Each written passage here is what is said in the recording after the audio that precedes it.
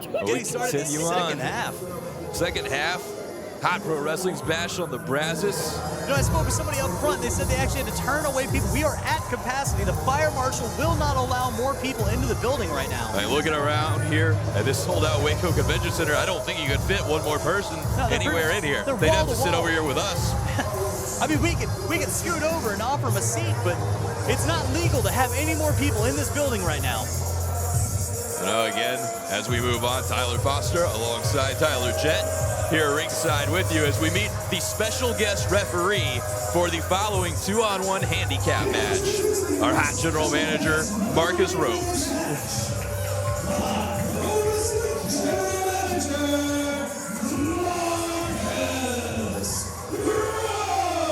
I don't know if this is sanctioned referee attire he's wearing. Usually we get some black slacks, not these, for lack of a better word, these booty shorts that Marcus Rose has on right now.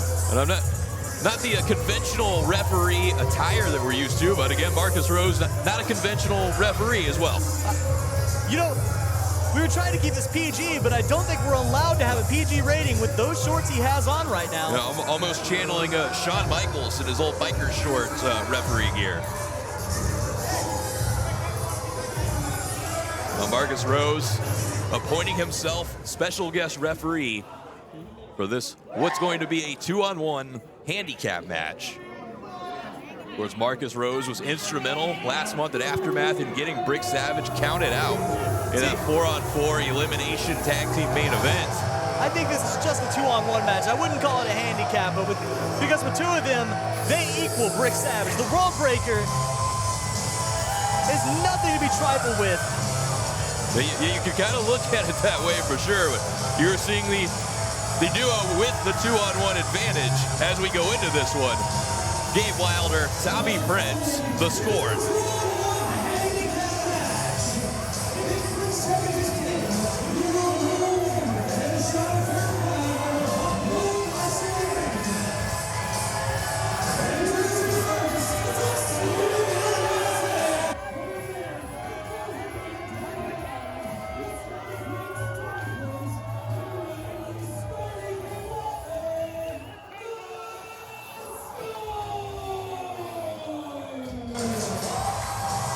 Matt Fisher just said, this match, if Brick wins, he gets a shot against Barrett Brown for his #1 contendership. Well, of course, Barrett Brown has been doing everything possible to stay away from Brick Savage.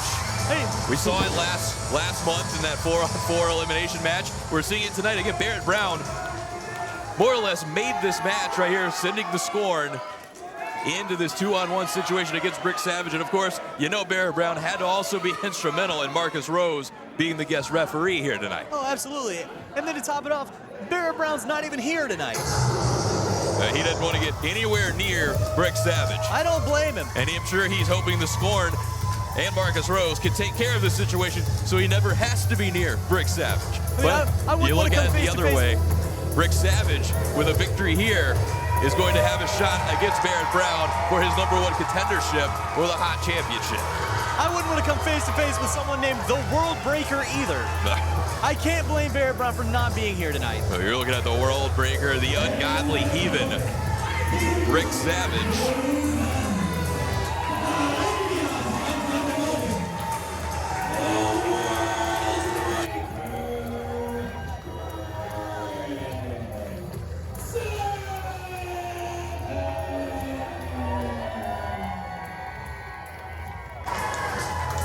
Brick Savage, since he came through that curtain, his eyes have not left the Scorn. You gotta think, that's gotta be intimidating. Just staring Brick Savage down straight in the eyes. It does not feel good, Tyler Foster. I've been there, I've stood across the ring from Brick, and it is one of the most horrifying experiences of my life. It's not a place you want to be in. You gotta think, even with a 2-on-1 advantage, if you're the Scorn, you still gotta be concerned about what you're dealing with here at Brick Savage. You know, Brick Savage described as a 345-pound rock-solid specimen, and I can't think of a better descriptor for Brick Savage than that. There's a reason he's named Brick. What is that? What is that? Is that? It's Barrett Brown. It's Barrett Brown. And hello, Hot Pro Wrestling. Hello, fans. Hello, oh, sweet Prince Henry Witt. Henry, my apologies for not being there and making you more money. Britt, good luck tonight. I want to come on here and just put some rumors to rest because, yes, I did tell Marcus to make the stipulation of your match official, Brick, because quite frankly, I have much bigger things to worry about than some big lumbering oaf that's just in my way and just a thorn in my side. So good luck tonight, Brick. And I'm going to worry about doing what I do best and proving that I am the real champion of hot pro wrestling and prove who actually runs this place. That is not you. That is not Tiger Pants. It is not Henry. It is the stray dog Barrett Brown, and it will always be the stray dog Barrett Brown. See you never, Brick Savage. Barrett Brown with strong fighting words, but visibly missing from the show tonight. So he sends a video from who knows where to threaten Brick Savage. Well, you know, Brick Savage does. There's Henry Witt, our owner. Since we're making stipulations of matches, I can't change the stipulation that says if he loses, he can't face Barrett Brown ever in hot pro wrestling competition. But what I can do, I can add a stipulation that says if Brick Savage wins this match, he will face Barrett Brown at Tainted Glory in a #1 contenders match for the hot pro wrestling championship. Wow. Hot pro wrestling owner Henry Witt III coming out and just adding another stipulation to this already stacked match. When the Scorn not waiting around, jumping Brick Savage. While the ungodly heathen's attention was still on hot pro wrestling owner Henry Witt. And now Tommy Prince, Gabe Wilder doing their best to try to cut down the massive Brick Savage. Henry Witt coming out making the stipulation that if Brick wins this match, he will go on to face Barrett Brown at Tainted Glory in a #1 contenders match for the hot pro wrestling title. Next month, our brand new home right here in Waco, Tainted Glory. What a big match that would be. You know, Barrett Brown, he still claims to be the hot pro wrestling champion because technically he didn't lose that title in the ring, but it was taken from him, and Tiger Pants claimed that championship. But Barrett Brown's still walking around with a title belt, saying he is the hot pro wrestling champion. Obviously, though, not the case officially, as Tiger Pants defending that title against Gun Show. Here's still to come in our main event. Look at that. Oh. That is 345 plus pounds flying in between a set of former tag team champions here in the Scorn. That has to be one of the scariest things in the world to see is Brick Savage flying through the air at you at that speed. Look at this. A little bit of what I thought we might see here. Marcus Rose in no hurry to get down and count. Well, he counted one. And he starts singing the hit song, "One is the loneliest number." Well, clearly Tommy Prince did not kick out. But Marcus Rose seems to be done counting at one.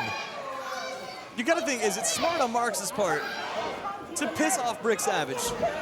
Well, you saw last month that after how fast Marcus Rose ran from, oh, look at the low blow from Gabe Wilder. And I would say normally right in front of the referee, but in this case, I don't know that it makes a difference.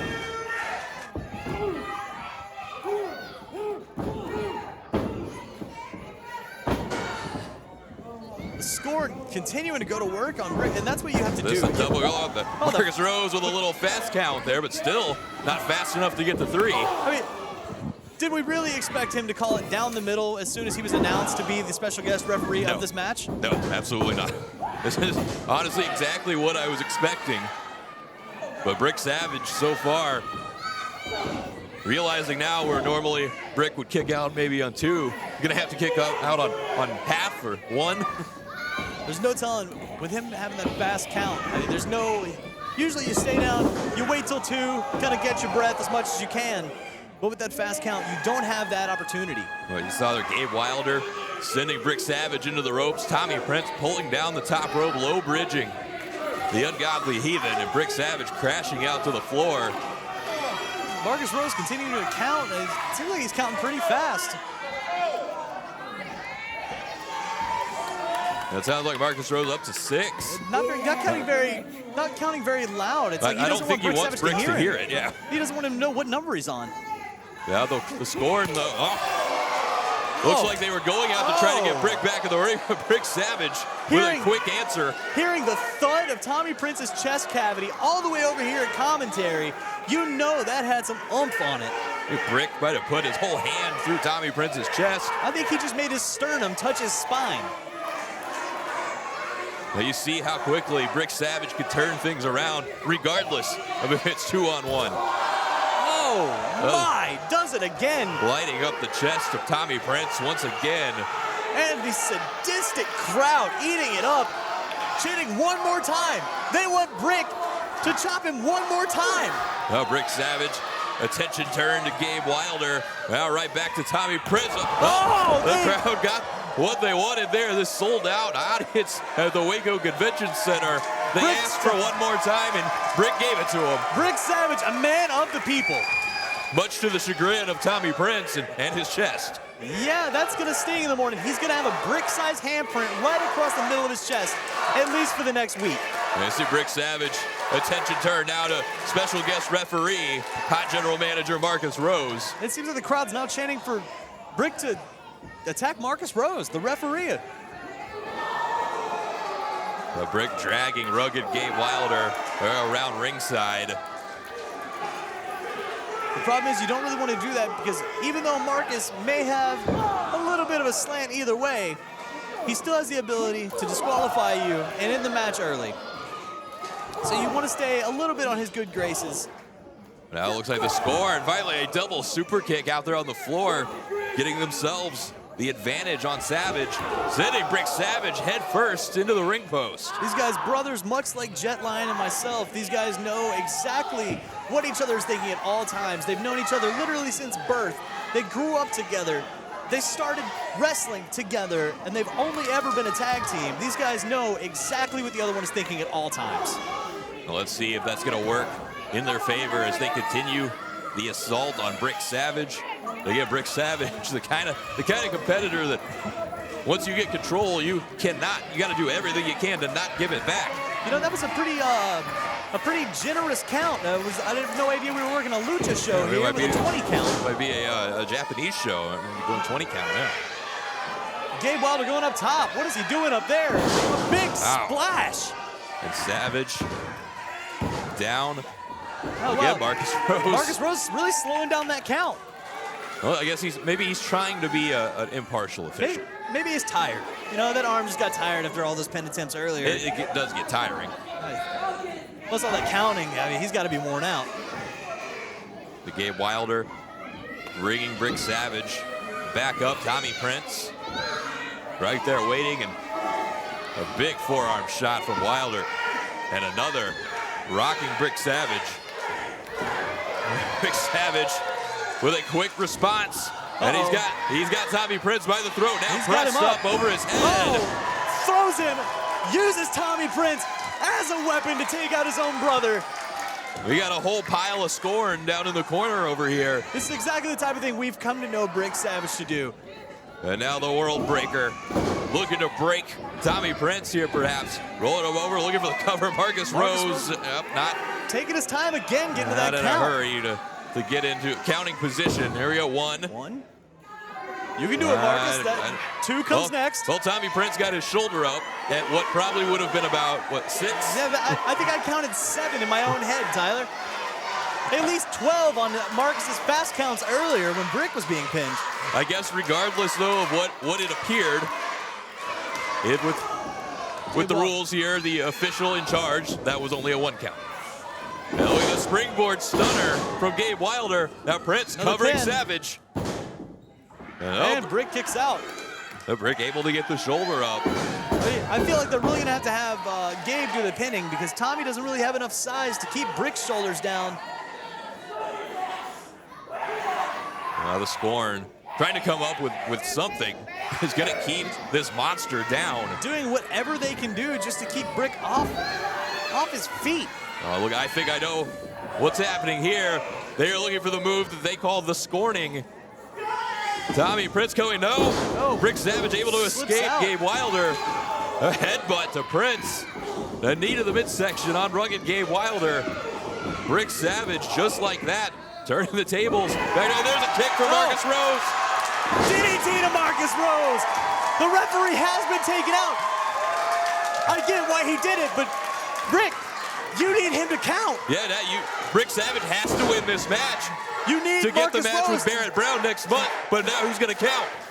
You need Brick, you need Marcus Rose to count the pinfall. Oh, he's Savage. Oh, the big power bomb. That's midnight to 6, dropping Tommy Prince. Yeah, there's a little bit for Gabe Wilder, dropping him right onto his brother. Yeah, Savage to the cover, but again, Marcus Rose is down. There is nobody to count. Wait a minute. Henry with the third, coming in with the count. And Henry with the third, counts, makes the 3 count for Brick Savage.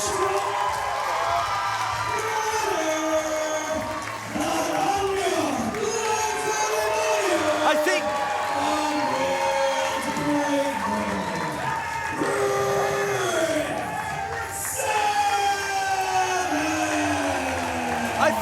in Hot Pro Wrestling, Henry with the third is registered as a legal referee. He can do that.